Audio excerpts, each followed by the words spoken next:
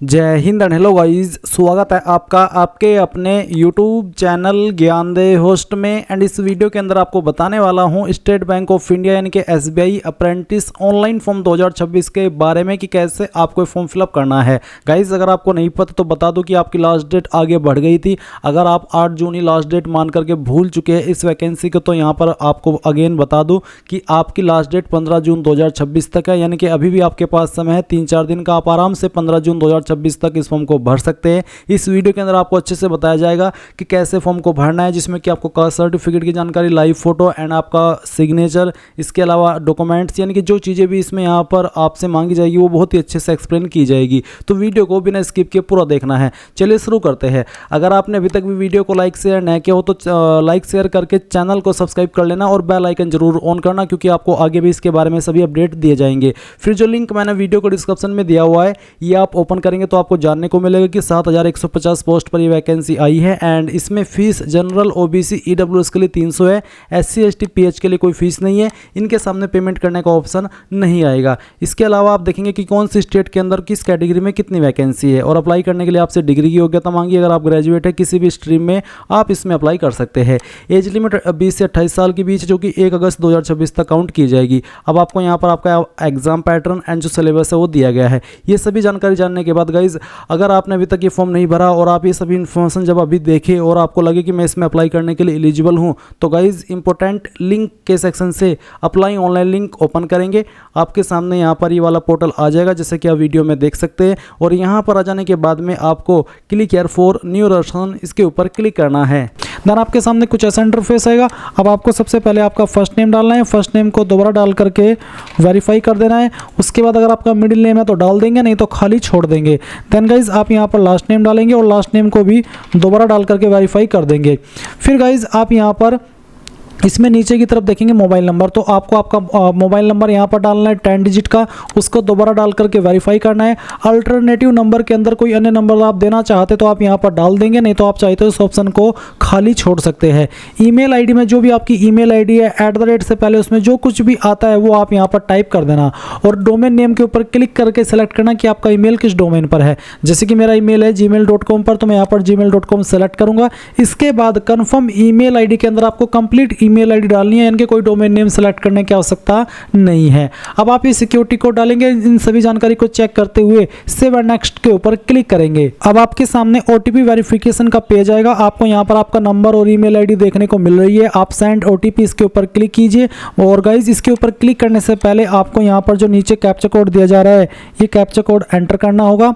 और चलिए मैं इसको एंटर करता हूँ और उसके बाद मैं सेंड OTP करता हूँ। आपके नंबर के ऊपर OTP जाएगा। जो भी OTP आपको प्राप्त हो वो OTP आप यहाँ पर डाल दें और फिर वेरीफाई OTP इसके ऊपर क्लिक करके इसको वेरीफाई कर दे। चलिए मैं यहाँ पर आपको लाइव करके दिखाता हूँ। मुझे OTP मिल चुका है और मैं यहाँ पर इसको एंटर कर देता हूँ और वेरीफाई OTP के ऊपर क्लिक करता हूँ। तो आप यहाँ पर देखेंगे कि आपका जो OTP है वो वेरीफाई हो जाएगा। इसके बाद गाइज आप यहाँ पर देखेंगे कि आपका OTP इस तरह से वेरीफाई आपको देखने को मिलेगा। अब आपको सेम वे में अगेन ये जो कैप्चा कोड यहाँ पर आ रहा है वो कैप्चा कोड आपको यहाँ पर डालना है और सेंड OTP इसके ऊपर क्लिक करना है। अब आपको आपकी ईमेल के ऊपर OTP सेंड किया जाएगा। तो जैसे ही आपको OTP प्राप्त हो जाए वो OTP आप यहाँ पर डालेंगे और OTP डालने के बाद में आपको यहाँ पर वेरीफाई OTP इसके ऊपर क्लिक करना है। OTP वेरीफाई हो चुका है। नीचे आपको यहाँ पर आपका राशन नंबर एंड पासवर्ड दिया जा रहा है, आप इसको भी नोट कर लेना या स्क्रीनशॉट कर लेना। इसके बाद आप नीचे की तरफ जब स्क्रॉल करेंगे तो आपको यहाँ पर आपका फोटो सिग्नेचर अपलोड करना है और आप एक लाइव फोटो भी अपलोड करेंगे। तो पहले तो आप यहाँ पर ब्राउज इसके ऊपर क्लिक कीजिए और जो आपके मोबाइल या फिर आपके कंप्यूटर के अंदर जो आपकी फाइल अवेलेबल है आपकी फ़ोटो की, वो आपको अपलोड करनी है। जहाँ पर भी फाइल है वो आप सिलेक्ट कर लेना, ओपन करना। इस तरह से आपका फ़ोटो अपलोड होकर के यहाँ पर आपको देखने को मिल जाएगा। अब आप एक लाइव फोटो कैप्चर करेंगे तो आप कैप्चर फोटो इसके ऊपर क्लिक कीजिए। आपका कैमरा ऑन हो जाएगा। आप यहाँ से कैप्चर इसके ऊपर क्लिक करेंगे और सेव कर देंगे और आपकी फाइल यहाँ पर इस तरह से लाइव फोटो वाली आ जाएगी। आप इसको मोबाइल से भी कर सकते हैं। क्लिक टू स्कैन इसके ऊपर क्लिक करके इस QR कोड को स्कैन करके अब आप यहाँ पर इसमें I confirm that this is my valid photo and also agree to above mention note, तो आप इसके ऊपर टिक कर देना। अब आपको आपका सिग्नेचर अपलोड करना है। सिग्नेचर आप यहाँ पर जो आपका कैपिटल लेटर है उसके अंदर नहीं करना है, नॉर्मल जो आपका सिग्नेचर है स्मॉल लेटर में वही आपको करना होगा। और जहाँ पर भी आपका सिग्नेचर है वो सिग्नेचर की फाइल आपको सेलेक्ट करनी है। सिग्नेचर का जो साइज़ है वो 10 से 20 KB के बीच में रहना चाहिए। तो फाइल आप यहाँ पर सिग्नेचर की सेलेक्ट कीजिए, ओपन कीजिए। आपकी फ़ाइल यहाँ पर जब अपलोड हो जाएगी इस तरह से, तो आप यहाँ पर इसको टिक कर देना और उसके बाद में नेक्स्ट के ऊपर क्लिक करना। नेक्स्ट के ऊपर क्लिक करने के बाद आती है बेसिक डिटेल। तो यहाँ पर आपसे पूछा है state UT do you want to apply for, कौन सी स्टेट के लिए आप अप्लाई करना चाहते हो वो स्टेट आपको सेलेक्ट करनी है। फिर यहाँ पर उस स्टेट की जो भी ऑफिशियल लैंग्वेज है वो आपको देखने को मिल जाएगी। जैसे कि यहाँ पर इसमें हिंदी उर्दू है, तो मुझे हिंदी आती है, मैं यहाँ पर इसको सेलेक्ट कर लेता हूँ। फिर आपसे पूछा है kindly indicate medium of paper, आप कौन से मीडियम में अपना पेपर देना चाहते हैं, English and Hindi, English and Urdu, तो जिसमें भी चाहते हो ये आप अपनी चॉइस के अकॉर्डिंग सेलेक्ट कर लीजिए। फिर आपसे पूछे are you proficient in reading, writing, speaking and understanding in any one of the specified local language of that state, यानी कि जिस भी स्टेट के लिए आप अप्लाई कर रहे हो उस स्टेट की जो भी लोकल लैंग्वेज है क्या वो आपको पढ़नी, लिखनी, बोलनी और समझनी आती है, तो आप यहाँ पर यस कर दीजिए कि हाँ आती है। फिर पूछा है कि डू यू हैव 10th और 12th standard marksheet certificate evidencing having studied official local language, यानी कि क्या 10वीं या 12वीं के अंदर या फिर उससे हायर क्वालिफिकेशन के अंदर आपने वन ऑफ सब्जेक्ट के रूप में आपकी लोकल लैंग्वेज को पढ़ा है, जो कि ये साबित करती हो कि आपने इसको पढ़ा है। तो मैं यहाँ पर यस कर देता हूँ क्योंकि मैंने 10वीं और 12वीं में हिंदी सब्जेक्ट को पढ़ा था। इसके बाद आती है डिस्ट्रिक्ट। तो आपको यहाँ पर आपकी डिस्ट्रिक्ट की प्रेफरेंस देनी है, तो किस डिस्ट्रिक्ट के अंदर आप चाहते हैं कि मेरा अगर सिलेक्शन हो जाए तो मैं उसमें जॉब चाहूँ, तो वो आपको यहाँ पर सेलेक्ट कर लेना है, पहली चॉइस, उसके बाद में सेकंड चॉइस और फिर यहाँ पर तीसरी चॉइस। फिर यहाँ पर नीचे आती है कैटेगरी। तो जो भी आपकी कास्ट कैटेगरी है जैसे कि जनरल, ओबीसी, डब्ल्यूएस, वही आप सेलेक्ट कर लेंगे। अगर ओबीसी तो फिर आपको यहाँ पर आपकी सब कास्ट पे एंटर करनी है। एससी, एसटी, जनरल के सामने ऑप्शन एक्टिवेट नहीं होगा। इसके बाद नीचे की तरफ आपसे पूछा कि क्या आप बेंचमार्क डिसेबिलिटी वाले कैंडिडेट हैं, यानी कि विकलांगता है आपकी 40% या उससे ज़्यादा, अगर हाँ तो यस, नहीं तो आपको नो करना है। फिर नीचे की तरफ कुछ और सवाल है, ये उन्हीं के सामने एक्टिव होंगे जो कि विकलांग है, आपके सामने एक्टिव नहीं होंगे। फिर एक और सवाल है are you a person with specified disability covered, basically ये भी विकलांगता से जुड़ा हुआ सवाल है, जहाँ पर ये पूछा कि आपको लिखने में प्रॉब्लम है और आपको उसके लिए स्क्राइब चाहिए। अगर आप ऐसे कैंडिडेट है तो यस करना, नहीं तो नो कर दीजिए। इसके बाद यहाँ पर पूछा है आपका रिलीजन, तो जो भी आपका रिलीजन है वो आप सेलेक्ट कर लेंगे। फिर पूछा कि आप माइनॉरिटी कम्युनिटी से यानी कि अल्पसंख्यक समुदाय से बिलोंग करते हैं, अगर हाँ तो यस, नहीं तो आपको नो करना है। फिर नीचे यहाँ पर गाइज आप देखेंगे आपको बोला है कि step first, it is mandatory for all candidates to visit bfsissc.com and read the detailed guidelines on how to register on NAPS portal. आपको यहाँ पर इन पोर्टल के ऊपर भी रजिस्ट्रेशन कर लेना है, जो कि यहाँ पर आपको मेंशन किया गया है। जैसे कि आप देख सकते हैं ये वाला पोर्टल है, इसके ऊपर आपको गाइस रजिस्ट्रेशन कर लेना है, या फिर जो आपका BFSI का पोर्टल है इसके ऊपर आप रजिस्ट्रेशन कर लेंगे, क्योंकि इसकी आवश्यकता आपको आगे चल करके पढ़ने वाली है। और स्टेप 2 बोला है कि now move to apply online through the link, यानी कि आपको यहाँ पर अगेन इसके ऊपर रजिस्ट्रेशन करने के बाद में यहाँ पर आना है इसी पोर्टल पर जहां से आप फॉर्म भर रहे हैं।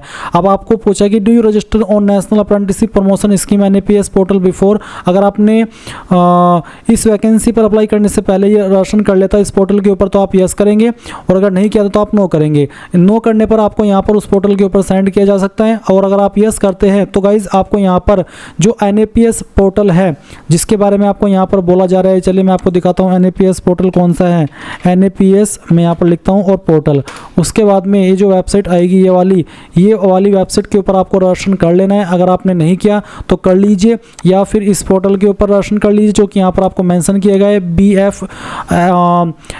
bfsissc.com। इसके ऊपर रजिस्ट्रेशन करने का प्रोसेस अलग रहता है, तो उसके ऊपर रजिस्ट्रेशन कैसे करना होगा उसके लिए गाइज मैंने अलग से वीडियो बनाई हुई है, जिसका लिंक मैं आपको यहाँ पर इंपॉर्टेंट लिंक के सेक्शन में डाल दूंगा, जिसको वॉच करके आप रजिस्ट्रेशन कर लेना। और उसके बाद में जो आपको रजिस्ट्रेशन ID मिलेगी वो आप यहाँ पर डाल दीजिएगा, और उसके बाद नीचे की तरफ आप यहाँ पर देखेंगे state UT which centre of exam belong, कौन से स्टेट के अंदर आप आपका एग्जाम सेंटर चाहते हैं वो आपको यहाँ पर सेलेक्ट कर लेना है। फिर किस सिटी के अंदर चाहते हैं वो सिटी आपको यहाँ पर सेलेक्ट कर लेनी है इस तरह से।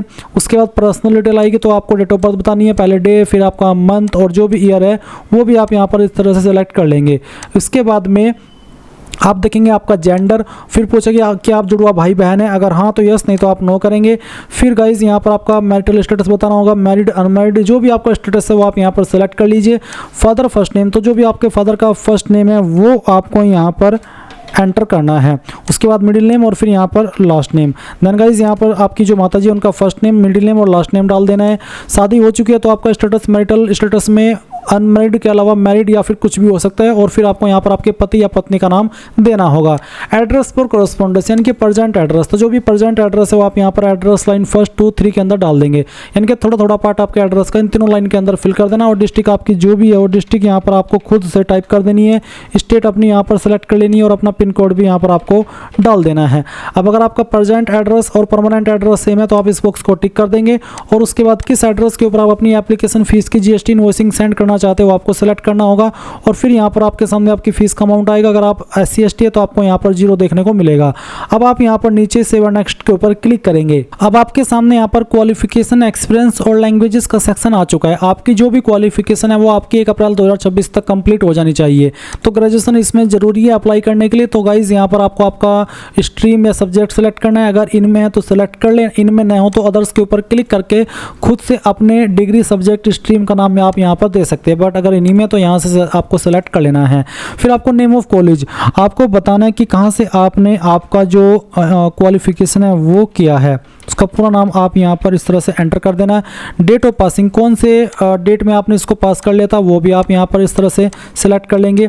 एग्रीगेट मार्क्स ऑब्टेन्ड, कितने नंबर आपको आए थे वो आपको यहाँ पर डाल देना है, और कितने में से आए थे वो आप यहाँ पर मैक्सिमम मार्क्स के अंदर फिल करेंगे। अगर आपके नंबर CGPA के अंदर है तो आप मार्क्स को मत भर करना, आपको CGPA ऑब्टेन्ड और टोटल CGPA भरनी है। इसके बाद गाइज परसेंटेज आपकी कितनी होती है वो परसेंटेज आप डाल देंगे, और क्लास ग्रेड आपकी क्या थी वो आपको सेलेक्ट कर लेना है। अगर आपके पास कोई अन्य क्वालिफिकेशन है तो उसकी जानकारी भी आप यहाँ पर दे सकते हैं। फिर पूछा कि डू यू हैव ट्रेनिंग और job experience for a period of 1 year और more after the attaining these qualification, यानी कि जो क्वालिफिकेशन है ये करने के बाद में क्या आपके पास 1 या उससे ज़्यादा साल का एक्सपीरियंस है। अगर हाँ तो यस, नहीं तो आप नो करेंगे। फिर पूछा कि क्या आप अप्रेंटिसशिप जो है वो पहले भी की है SBI से या फिर किसी अन्य ऑर्गेनाइजेशन से। अगर हाँ तो यस, नहीं तो आप नो करेंगे। अगर आपके पास कोई एक्सपीरियंस है तो इसको भर देंगे, वैसे इसमें एक्सपीरियंस चाहिए नहीं तो आप इसको खाली छोड़ दीजिए। लैंग्वेज यहाँ पर आपकी जो कंपलसरी जो आपको आनी ही चाहिए वो यहाँ पर इस तरह से देखने को मिलेगी। आप बताइए कि मुझे पढ़नी आती है, लिखनी आती है और बोलनी आती है। उसके बाद में जो सेकंड लैंग्वेज आती है वो आप यहाँ पर लिख देंगे और बताएंगे मुझे पढ़नी आती है, लिखनी आती है और बोलनी आती है, तो ये इसको ऑन करना। एंड अगर आपको कोई तीसरी लैंग्वेज भी आती है तो वो भी आप यहाँ पर इस तरह से बताएंगे। फिर आपको सेव एंड नेक्स्ट के ऊपर क्लिक करना है। इसके बाद जो भी जानकारी आपने भरी है उसका प्रीव्यू आपके सामने आएगा। सभी जानकारी चेक करते हुए आप यहाँ पर नीचे की तरफ आएंगे और आई एग्री इसके ऊपर क्लिक करेंगे। कंप्लीट राशन के ऊपर क्लिक करके यहाँ से ओके करेंगे, एक बार फिर से ओके करेंगे। अब आपको यहाँ पर इसमें डॉक्यूमेंट अपलोड करना है, तो आपका लेफ्ट थंब इंप्रेशन यानी कि बाएं अंगूठे का निशान, तो चूज फाइल उसके ऊपर क्लिक कीजिए और जहाँ पर भी थंब इंप्रेशन है वो आपको यहाँ पर सेलेक्ट कर लेना है। चलिए मैं आपको यहाँ पर एक फाइल अपलोड करके दिखाता हूँ। इस फाइल को मैं यहाँ से सिलेक्ट कर लेता हूँ, ओपन करता हूँ। आपकी फाइल इस तरह से आ जाएगी जैसे कि आप अभी वीडियो में देख सकते हैं। आप इसको ओके कर दीजिए।